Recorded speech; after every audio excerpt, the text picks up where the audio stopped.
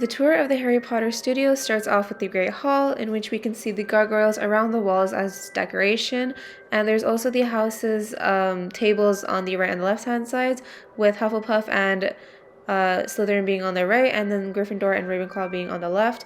And the top of the Great Hall's roof isn't starry like it is in the movies. However, CGI in the movies is used to make it starry, but here it's just a regular roof with regular beams.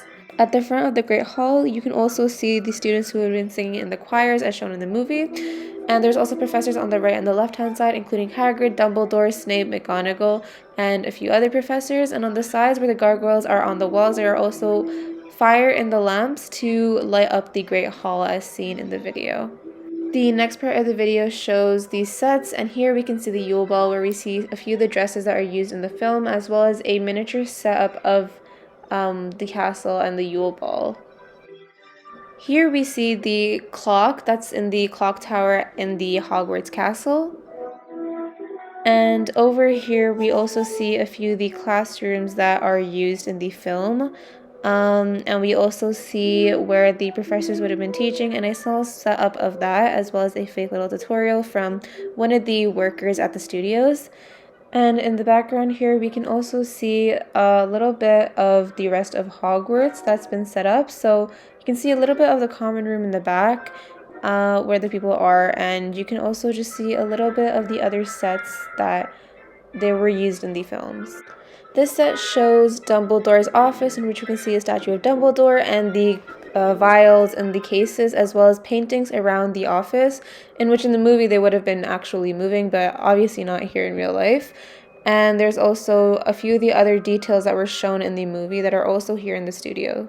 Here we see the Slytherin common room with a little statue of Malfoy over there. And the rest of the common room with the fire being lit as well. And over here we also see a little bit of the cup that is used in the Goblet of Fire. So that is the Goblet of Fire. Here we see the fireplace that is used in the Ministry of Magic, in which they're also used to transport people, as well as the little bottom of the goblins. And over here we see the setup of Voldemort's table at Malfoy's Manor, in which the Muggle was being hung from the ceiling in that scene. And we see Malfoy at one end of the table, and we'll be able to see Voldemort as well as Nagini, his pet snake, as well as one of his Horcruxes at the other end of the table as seen here. And here as well, we can also see how long Nagini is, and we'll also see Professor Snape beside Voldemort as seen in the movie. And there's another entrance to the studio over there, and we'll also see another shot of the goblin's bottom part of his body, as shown in the movies. And here we can see the motions, the special effect motion rings that are used in the movies. So we'll see the broom that's used to carry them, as well as Hagrid's little scooter where Harry sits in when he's transporting him from the Dursley's house to headquarters for the Order of the Phoenix. Here we can see Hagrid's hut, and we'll also be able to see another part of the castle where a lot of the paintings are, which we would be able to see as like the stairwells in the actual movies. Obviously, again, the paintings aren't moving here, but they would have been in the actual movies. And over here we can see Snape's potion classroom, where we can see the little vials on the table, as well as the ingredients on the sides of the wall. And there's a little statue of Professor Snape over there as well as another student.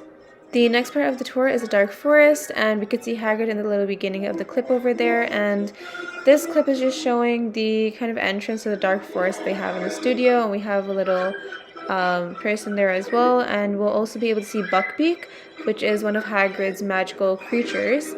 And we just have a little snapshot of as well as in the Dark Forest. And in the Dark Forest there's all these trees. Obviously they're fake, but they're hanging over. It's like a canopy, so it's actually pretty nice in there if it wasn't so dark. And we also have a lot of these big spiders that are magical creatures in the land of Harry Potter, and they're gonna be like moving up and down in just like a minute, but they were pretty scary. But they're kind of all around. Because this is like a technically like dark forest, it's not very like, it's kind of evil. So we have a lot of these magical creatures that aren't necessarily nice. They're more so malicious, just in the Dark Forest that is in the studios. The next part of the tour is King's Cross Station, and over here we can see the Hogwarts Express as well as the rest of King's Cross Station. The entrance to King's Cross Station is over there, and there is a little cart that has a Hedwig in it, but you can't really see it that well. But this is the inside of the Hogwarts Express. We see all like the rooms and like the little booths that these students sit in when in the movies when they're going to Hogwarts. And it was a pretty long train, and there's a lot of these booths that are in the train, and again, this was used in the movies. So this was a train that was in the studio. This part of the tour was Privet Drive, and it's more of an outdoor area, and there's a few of the Privet Drive houses there, as well as the night bus, which you can see right here, the purple one, which Harry takes in the third movie. And so there's also like an eating area here as well in the studio, as well as a few other structures here and there, but it was mainly Privet Drive where the Dursleys lived, who were Harry Potter's cousins, who he lived with at the beginning of the movie before he was a wizard. And this next clip is of the greenhouse that is used in the movies. And these little plants here are mandrakes, and when you pick them up, these plants scream really loudly. And we also have little characters of Harry and Ron over there as well. But just in a minute, I'll insert the audio for this clip, and you can hear how loudly these little creatures scream. But it was quite a funny little experience.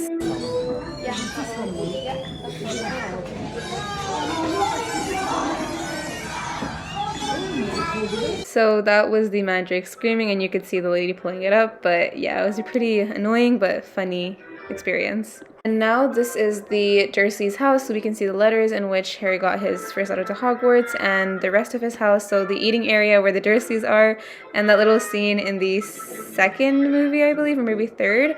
And we have the little kitchen as well, which Harry spent a lot of time in, unfortunately, and just the exit of the house as well. So this next part of the tour was the costumes and how a lot of these CGIs were used in the film with the costumes and the special effects. So this is just a costume of Bathilda Bagshot was the character it was showing there. And here is just like these skeletons that they had. I forget which movie they were in specifically. But it was really detailed, like these special effects, these characters that they had were really detailed. And this part here was a lot of the goblins' faces. And in the background, it's not shown here, but there was a video playing about the designers of the special effects talking about how they made it. But these are just a few of the masks that they had, which were used in the movies to really bring that life to the movie. And there was also Hagrid's kind of face, because Hagrid was a really big guy, which obviously is not naturally occurring. He was half giant, so they have a lot of special effects around him as well. And we also have here the werewolf, which I think this is predominantly in the second movie, when one of the teachers actually is a werewolf. So there were a lot of werewolves in these movies, and this was one of the special effects that they used in the movie. And it was pretty cool seeing these inanimate as they were now, and that's just another one of Hagrid's special effects. And here they just showed him talking, and in the background, if the audio was here, they would just be explaining how they were reusing these special effects in the movies to really bring the movies to life. And we have all like these faces and these special effects and these designs all around. We have like a dragon's head in the back. It was really cool to see in person. And over here we have a little stop motion thing, or just like some of the motions behind the special effects. So there was a button that you would press and it would make Hedwig move, as she is here right now, and also Voldemort, that little skeleton Voldemort in the back, he would move as well as the other things in this, like the mandrake that you see over there as well. So this was just like the motions behind the special effects. And this next part shows again Buckbeak, another one of Buckbeak, and there's again these other masks that they had for the actors to use to get these special effects with the goblins. These were the goblins who were in Gringotts, the bank, which we'll be seeing next, but they were just the special effects used and the designs used to really, again, bring those characters to life, and there was a lot of detail put into this. And this next part of the tour is Gringotts Bank, where Harry had his money stored, and there was a lot of scenes in the movie in which Gringotts was featured. So Gringotts was really intricately built, so here's a little studio of it, and we have the chandelier, we have like the goblins on the sides as well, and it was a pretty big bank, so it was pretty long to traverse across, but it was really beautiful. And this next part here shows one of these safes that are used in the movie to store a lot of the items. And again, this was really intricate detailing that they had on these structures that they had built just for the movies. And we can just see more of Gringotts Bank, the insides of it, and what like the places that were featured in the movie of Gringotts. So this was, I think, in Voldemort's safe or Bellatrix Lestrange safe, where they were stealing some of the gold, or trying to find the Horcrux. And this next part was pretty cool. They had the dragon in the movie, and it was animated or like on a screen, and as you can see, it like is moving in the clip and everything, and in a second it'll breathe fire, and it was a really cool experience just to see that in person. But that's the end of the tour. Thank you so much for watching, and I hope you enjoyed.